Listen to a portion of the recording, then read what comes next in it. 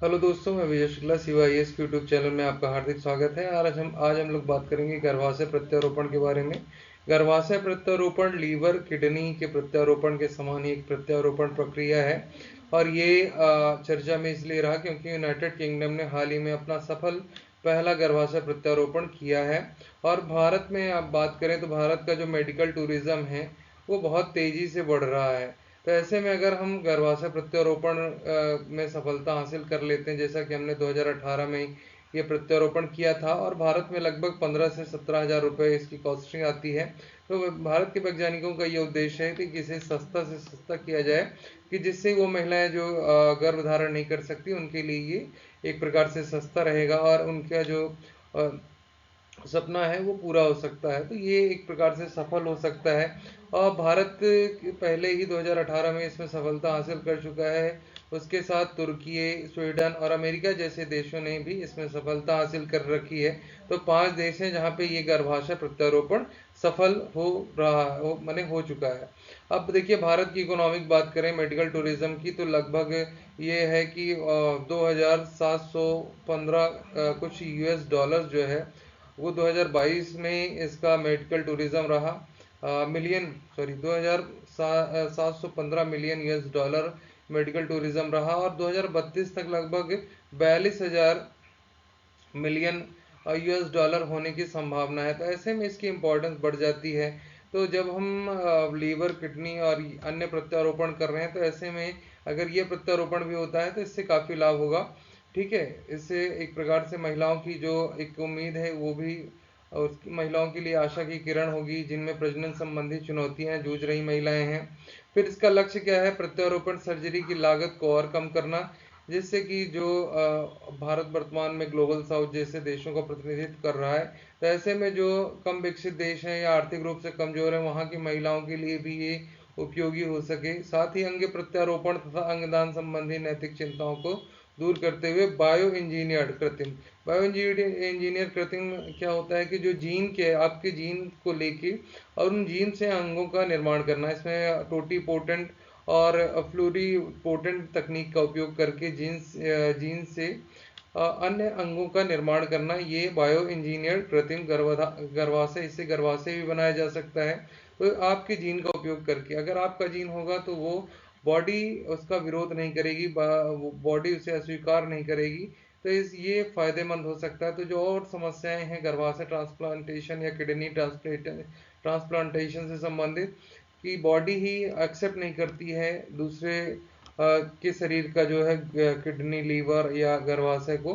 तो ऐसे में अगर हम बायो इंजीनियर्ड डेवलप कर लेते हैं तो ये काफ़ी लाभदायक होगा। देखिए, गर्भाशय प्रत्यारोपण होता कैसे है कि जो पेटेंट है, जो प्राप्त करता है और जो दाता है, दाता में जो 2002 में तुर्की में हुआ, 2011 में स्वीडन में हुआ, तो यहाँ पे जो प्रत्यारोपण हुए इनमें मृत शरीर से प्रत्यारोपित किया गया। जैसे कि बहुत लोग अपने अंगों को दान दे देते हैं मृत होने के बाद, तो ये अंग प्रत्यारोपण का जो कंसेप्ट है ये यहाँ से भी लाया गया। तो इनको डेड बॉडीज के जो गर्भ है उनका उपयोग लोगों में ट्रांसफर करने के लिए किया गया। तो पहले इसे ट्रांसफर किया गया और ये लगभग रिमूव करना 12 घंटे की प्रोसेस है। इसमें एक गर्भाशय को निकाल के दूसरे के शरीर में डाला जाता है, इसकी टेस्टिंग होती है। ठीक है, फिर इसके बाद इसकी प्रक्रिया को नोटिस किया जाता है लगभग साल भर। उसके बाद फिर इसमें एम्ब्रियो ट्रांसफर किया जाता है। ठीक है, जब गर्भाशय में किसी में गर्भ नहीं है तो फेलोपियन ट्यूब का भी सवाल नहीं, तो फेलोपियन ट्यूब भी नहीं होगी तो गर्भाशय का निर्माण जो है, सॉरी अंडाणु का निर्माण, जो अंडे का निर्माण है, जो उसको एम्ब्रियो का निर्माण बाहर किया जाता है इन विट्रो फर्टिलाइजर तकनीक के माध्यम से। ठीक है, अंडाणु और एग्स का जो है मेल कराया जाता है और उसे फर्टिलाइज करके रखा जाता है और बाद में जब गर्भाशय जो है ट्रांसफर हो जाता है तो फिर इसे ले जाके वहाँ पे इम्प्लीमेंट कर दिया जाता है और ये प्रक्रिया होती है। ठीक है, इस प्रकार से जो है गर्भाशय प्रत्यारोपण सफल किया जाता है। ये हृदय और यकृत प्रत्यारोपण की तरह जीवन की गुणवत्ता को नहीं बढ़ाता, जबकि गर्भाशय प्रत्यारोपण जीवन सृजन का काम करता है। एक बार गर्भाशय प्रत्यारोपण हो सकता है तो उसमें नए बीज का इम्प्लामेंटेशन हो सकता है एम्ब्रियो का, और उससे बच्चों का जन्म हो सकता है। तो ये जीवन सृजन करता है। गर्भाशय प्रत्यारोपण उन महिलाओं के लिए मददगार है जो गर्भाशय की कमी का सामना कर रही हैं और प्रजनन संबंधी जरूरतों को पूरा नहीं कर पा रही हैं। 2014 में पहली बार जीवित प्रत्यारोपण जो है, सजीव और जीवित जन्म संभव हुआ है, वो स्वीडन में हुआ है। तो ये सफल रहा। उसने यूट्रीन फैक्टर इनफर्टिलिटी का उपचार के माध्यम से ये सफल प्रयास किया है। फिर प्रत्यारोपण के पूर्व प्राप्तकर्ता का देखिए इसमें टेस्टिंग करना बहुत इंपॉर्टेंट है कि जैसे रिसीवर है और जो देने और दाता है, दोनों की बॉडी का क्या है, कौन सा ब्लड ग्रुप है, ठीक है। फिर वो इसकी बॉडी को एक्सेप्ट करेगा कि नहीं जो आप ट्रांसफर कर रहे हैं गर्भाशय, ठीक है। उसमें उसका मूल्यांकन करना, फिर उसकी व्यवहार्यता को देखना, फिर रोगों का परीक्षण करना कि कोई आनुवांशिक रोग तो नहीं है, कोई कैंसर जैसी समस्याएं तो नहीं है, उनकी स्क्रीनिंग करना। फिर जो अंडाणु है उसे अंडाशय को निकाल के गर्भाशय में भेजने से पहले उसे, देखिए फेलोपियन ट्यूब होती नहीं, हमने पहले ही बात की, तो इन विट्रो फर्टिलाइजर के माध्यम से जो अंडाणु है और जो शुक्राणु है दोनों को मिला के, है ना, एम्ब्रियो के फॉर्म में पहले ही रखना, उन्हें फर्टिलाइज करके। तो ये फिर उसके बाद जैसे ही ट्रांसफर हो जाता है तो उसे प्रत्यारोपित करना। प्रत्यारोपण के पूर्व प्राप्तकर्ता का संपूर्ण शारीरिक और मानसिक मूल्यांकन किया जाता है। प्राप्त गर्भाशय जीवित दाता का हो या मृत का हो, उसके व्यवहार के गहनता से परीक्षण किया जाता है, क्योंकि ये इम्पोर्टेंट है, क्योंकि एक लंबी प्रोसेस होती है, ठीक है। लगभग साल 2 साल का एक पीरियड होता है, इस बीच में पूरा परीक्षण बेस्ड होता है। इसके बजाय डॉक्टर प्राप्तकर्ता के अंडाणु को हटा देते हैं और निषेचन इन विट्रो फर्टिलाइजर का उपयोग करके भ्रूण बनाते हैं और भ्रूण को फ्रीज करके रखते हैं क्रायो फ्रीजरवेशन में। और जब नया प्रत्यारोपित गर्भाशय होता है तो उसमें उसे प्रत्यारोपित कर देते हैं उस भ्रूण को।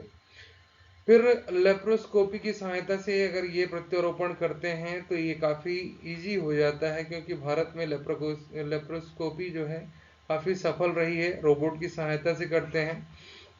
फिर प्रत्यारोपण प्रक्रिया के बाद महत्वपूर्ण गर्भाशय वाहिकाओं को जोड़ना, फिर उन्हें व्यवस्थित करना बहुत लंबी प्रोसीजर है।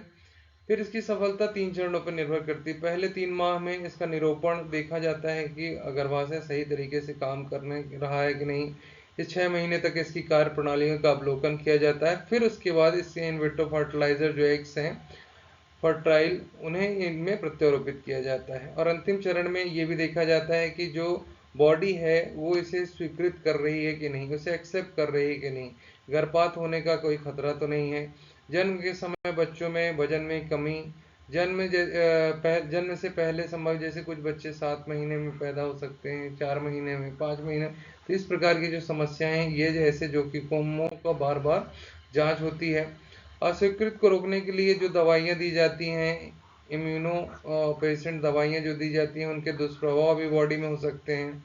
फिर किडनी और अस्थि मज्जा जैसे बीमारियां, मधुमेह, कैंसर का खतरा बढ़ जाता है।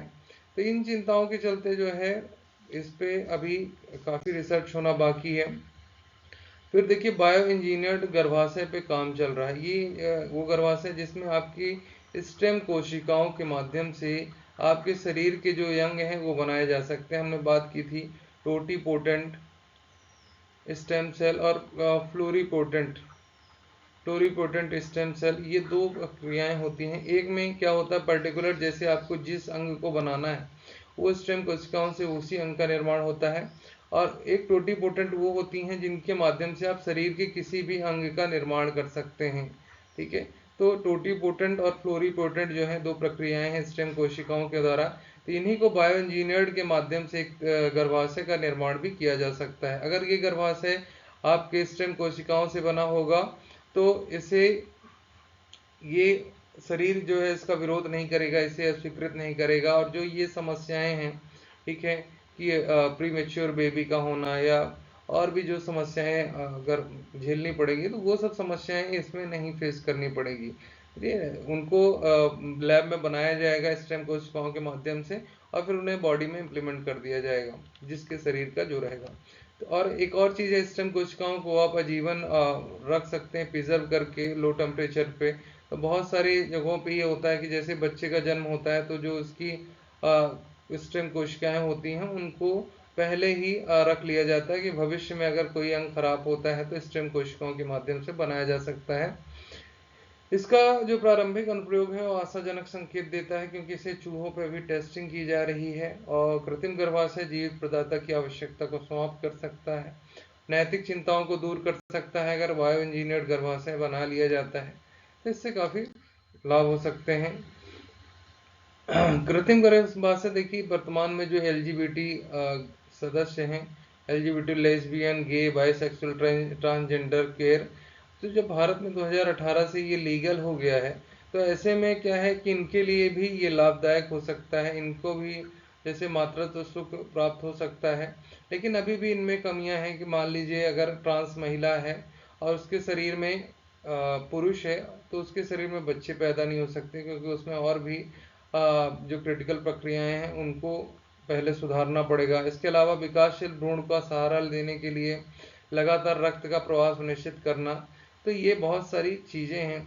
तो ये इससे फायदा हो सकता है एलजीबीटी ग्रुप को। और भविष्य में भावी प्रभाव क्या है कि अगर कृत्रिम गर्भाशय प्रजनन चिकित्सा का विकास होता है तो देखिए, टूरिज्म आपको याद रखना है कि मेडिकल टूरिज्म, फिर दूसरों को जो महिलाएं बच्चे नहीं पैदा कर सकती या उनमें गर्भाशय नहीं है या उनका स्वप्न है, तो इस प्रकार की जो उम्मीदें हैं तो उसे पूरा किया जा सकता है। ठीक है, व्यवहारिक समाधान पूर्व में ये शोध के माध्यम से आर&डी पे जितना ज़्यादा काम किया जाएगा, शरीर में एंटीबॉडीज और जो भी प्रतिरोधकता है उसको अगर कंट्रोल कर लिया जाता है कि शरीर, देखिए सबसे ज़्यादा ज़रूरी है कि आपकी बॉडी उस नए गर्भाशय को एक्सेप्ट कर ले। अगर एक्सेप्ट कर लेती है तो आप उसे जो एक्स हैं उसे इम्प्लीमेंट करके और बच्चे पैदा कर सकते हैं। फिर एक और चीज़ है कि जब इसका एक और नियम है कि अगर अगर ये गर्भाशय, बच्चे पैदा होने के बाद ये गर्भाशय फिर निकालना भी पड़ेगा, क्योंकि इससे और भी बीमारियां हो सकती हैं। ठीक है, तो इसको 3 साल के अंदर अंदर निकालने का भी इसमें प्रावधान है कि इसमें ऐसा अभी नहीं है। लेकिन अगर बायो इंजीनियर्ड स्टेम सेल्स के माध्यम से बनाया जाता है तो वो गर्भाशय निकालने की भी जरूरत नहीं पड़ेगी। तो ये है, तकनीक आने के बाद इसमें फायदे हो सकते हैं। भारत में आपको बताया तो ये आप लिख सकते हैं कि 2-3 आयाम इसके लिख सकते हैं। लेकिन आर्थिक फायदा भी इससे हो सकता है, आर&डी रिसर्च पे काम हो रहा है और भारत उन देशों की लोगों की मदद कर सकता है। ठीक है, तो इससे काफ़ी फायदे हैं। अगर वीडियो पसंद आए तो लाइक करिए, शेयर करिए। धन्यवाद।